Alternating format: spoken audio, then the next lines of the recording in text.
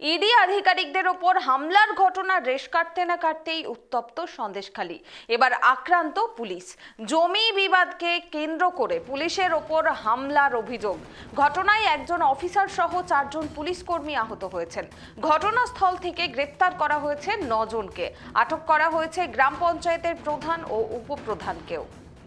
বিস্তারিত জানবো এই মুহূর্তে আমার সঙ্গে টেলিফোন লাইনে রয়েছেন আমাদের প্রতিনিধি সিরাজুল।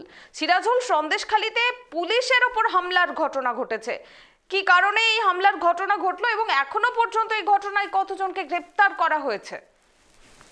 দেখো আমি যেটা জানাবো, গতকাল সন্দেশখালী যেখানে যে সন্দেশখালী বয়ারমারি, সেখানে কিন্তু একটা হুলোপাড়া জায়গা বলে একটা পাড়া আছে। সেই জায়গায় একটি জলকর নিয়ে বিবাদ, অর্থাৎ শেখ শাহজাহানের সময় কিন্তু এই জলকর লিখে দেওয়া ছিল। বিভিন্ন জমি ওলাদের কাছে লিজ নিয়ে জলকর করতো মুসা মোল্লা নামে এক ব্যক্তি।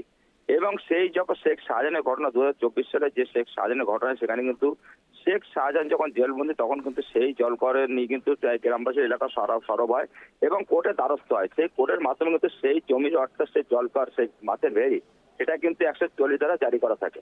এই নিয়ে নেজার থানার পুলিশ কিন্তু সেখানে বারবার এই মুসা মোল্লাকে বারবার সতর্ক করে যে তুমি এই ঘেনে মাছ চাষ করো, যেহেতু ইঞ্জেকশন জারি হয়েছে, 140 ধারা জারি হয়েছে, তুমি চাষ করতে পারবে না। কিন্তু গায়ের জোরে এই মুসা মোল্লা নাকি, যেটা জানা যাচ্ছে, গায়ের জোরে নাকি তিনি এই জলকর চাষ করে আসছেন দীর্ঘদিন ধরে। দীর্ঘদিন বলা সত্ত্বেও তিনি কিন্তু কোর্ট থেকে একটি অর্ডার বাড়ায়। সেই অর্ডারের ভিত্তিতে নেজার থানা পুলিশ কিন্তু রাত্রেবেলা সেই মুসার বাড়িতে ডাকতে যায় এবং মুসার বাড়িতে ডাকতে বাড়ির থেকে না বেরিয়ে সে কিন্তু তার যে সমস্ত অনুগামী ছিল তাদেরকে ফোন করে ডাকে এবং সেখানে ডাকার পরে কিন্তু পুলিশ যে কজন গিয়েছিল তাদের উপরে হামলা চালায় এবং তার পাশাপাশি পুলিশের গাড়িটিকে ভাঙচুর করায়। ইতিমধ্যে ঘটনাস্থলে কিন্তু সেই যেহেতু নেজার থানা যে আউটপোস্ট, রাজারহাট রাজবাড়ি যে পুলিশ আউটপোস্ট, সেখান থেকে কিন্তু পুলিশেরা গেছিল।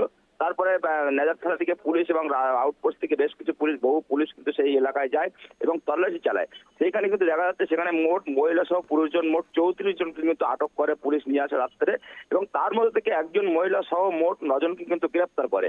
গতকালকে তাতে বসিরহাট মহকুমা আদালতে তোলা হয়। বসিরহাট মহকুমা আদালতের বিচারক তাদেরকে 14 দিনের পুলিশ হেফাজত দিয়ে তোলা হয়েছিল, কিন্তু বসিরহাট মহকুমা আদালতের বিচারক তিনি কিন্তু 10 দিনের পুলিশ হেফাজতের নির্দেশ দিয়েছেন এই 9 জনকে, অর্থাৎ এক মহিলা সহ 9 জনকে।